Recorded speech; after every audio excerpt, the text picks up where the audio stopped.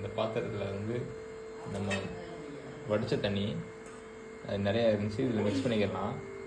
Mix பண்ணியாச்சு, இது already mix பண்ணியாச்சு. இது என்னென்னா இதில் சோறு, அதாவது இப்போ ஈவினிங் வடித்த சோறு, மிச்ச சோறு வந்து அப்படியே வடித்த தண்ணியை வச்சு உள்ளே ஊற்றிடலாம். ஊற்றினதுக்கப்புறம் கொஞ்சம் பச்சை தண்ணியும் ஊற்றிக்கலாம். ஃபுல்லாக ஊற்றியாச்சு. அதில் கொஞ்சம் தயிர் ஆட் பண்ணிக்கலாம். தயிரில் வந்து குட் கொஞ்சம் ஆட் பண்ணாலும் போதும். ஏன்னா இதில் வந்து குட் பாக்டீரியாஸ் இருக்குது. ஒரு நாள் நைட்டு ஒரு 8 மணி நேரம் அப்படியே தண்ணியில் ஊறினுச்சுன்னா நல்லா ஃபுல்லாக பாக்டீரியல் க்ரோத்து நிறையா டெவலப் ஆகிரும். இதில் எல்லாமே நல்ல பாக்டீரியாஸ், ப்ரோபயோட்டிக்ஸ் சொல்கிறது.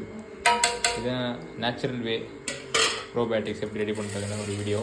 இதை நம்ம காலைல வெறும் வயிற்றில் சாப்பிட்டா அவ்வளோ நல்லது. இதுதான் ஃபார்மர்ஸ் வந்து காலங்காலமாக பண்ணுறது.